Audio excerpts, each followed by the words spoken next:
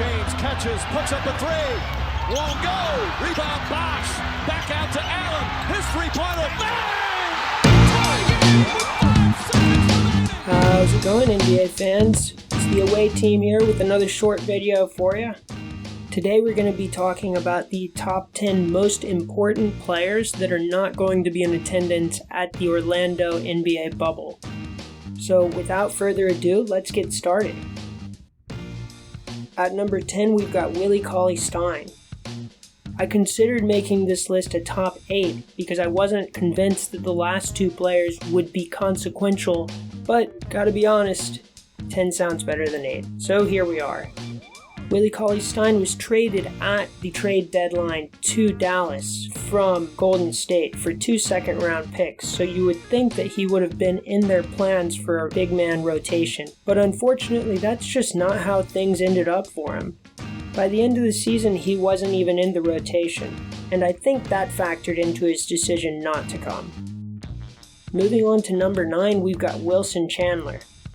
Now, if you look at his counting stats, he didn't have a great season with the Brooklyn Nets, missing 25 or so games after testing positive for PEDs. However, he started the last 3 games before the season stopped, so you've got to consider that the coaching staff had planned on Chandler being part of the rotation going forward. At number 8, we've got Torian Prince with the Brooklyn Nets. Now, Prince's production was down from the numbers he was putting up in Atlanta, but he still started 61 of 64 games this season for the Nets and played almost 29 minutes a game. Just from a minutes allocation standpoint, losing Prince is a huge hit for the Nets rotation. Chandler, who played a similar position for the Nets, is also gone. So you now have 50-odd forward minutes that need to be filled and a roster that doesn't really have anybody to fill those minutes. Next, another Brooklyn Net, DeAndre Jordan. Now, Jordan's glory years are probably behind him, but he was still averaging 22 minutes per game, 8 points, and 10 rebounds while shooting 66% from the field. It's unclear to me who's better between him and Jarrett Allen right now, but the Nets need Jordan to shore up their center rotation. And without him, Allen is really the only center on their roster. So missing Jordan is going to be a big hit for an already depleted roster. Coming in at number 6, we've got Avery Bradley for the Los Angeles Lakers. Bradley started all but 5 games that he played in this season for LA, and played 24 minutes per game. Now, he's known to be a knockdown three-point shooter, and works perfectly next to LeBron and AD spotting up on the wing. But what they might miss the most from Bradley is his defensive presence. Bradley often guarded the other team's starting point guard, which for many teams in the West is their best player. So missing Bradley is going to be a big hit to their perimeter defense. And at number 5, we've got Trevor Ariza for the Portland Trail Blazers. Ariza is not going to be attending the Orlando bubble due to a custody battle with his wife, which is extremely sad. It will also be sad for the Blazers team because since being traded to Portland from Sacramento, Trevor Ariza has been unbelievable. He's started all 21 games that he played with Portland, shooting almost 50% from the field and 40% from 3 and averaging 11 points per game. That's a huge uptick in production from what he was doing in Sacramento before he came to Portland. On top of that, Ariza was one of Portland's best, bigger wing defenders, and without him, they don't really have somebody to slot into the 3 spot that can defend the bigger Western Conference forwards like Kawhi Leonard, LeBron James, and Paul George.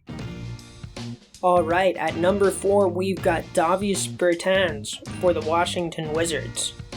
Bertans was one of the best three-point shooters in the league this season, shooting 42.4% from 3 this year. On top of this, he had career highs in three-pointers made, rebounds, assists, steals, blocks, and he doubled his previous career high in points per game.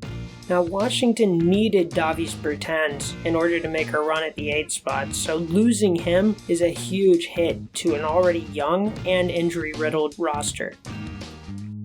Coming in at number 3, Victor Oladipo for the Indiana Pacers. Now, there's a universe where Oladipo could be higher on this list, but he's held back by the fact that we just don't know what sort of player would have showed up to Orlando. He played in only 13 games this year after missing all but 36 games in 18-19, and in those 13 games, he looked very inconsistent. But if Victor Oladipo could have reached the peak that he hit 2 years ago when he was an All-Star, he could have catapulted the Pacers into the same tier as teams like Boston, Toronto, Philadelphia, and Miami. Number 2 on the list, we've got Spencer Dinwiddie with the Brooklyn Nets. Another net gone. Dinwiddie was the team's leading scorer this year if you don't include Kyrie Irving, who didn't play enough games. He was even a fringe All-Star candidate in the East this year, averaging 20.6 points per game and 6.8 assists. While his efficiency leaves much to be desired, he's still a top scorer and the leader of this team. And in many cases, he was their leading crunch time scorer, so it's a massive loss for that team. And at number 1, it should be no surprise that Bradley Beal from the Washington Wizards is the most important player not going to Orlando.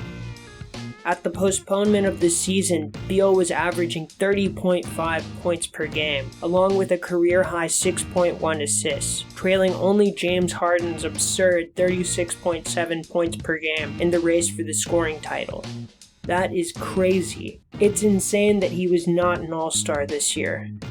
Now, Beal decided not to play in order to rehab a right rotator cuff injury that he had been dealing with all season long, and you can respect his decision considering the chances of Washington making the playoffs were so low. But it would have been so fun to see him on this team battling to get past a depleted Nets roster for a playoff spot.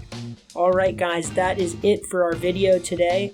Be sure to check us out on Spotify or iTunes or basically anywhere that you get your podcasts. We'll have links to Spotify and iTunes in the description. And also check us out on Twitter at AwayTeamPod. Later this week, we're going to be doing recaps of the New Orleans Pelicans season and the Portland Trail Blazers season, so check those out. Away Team out, folks.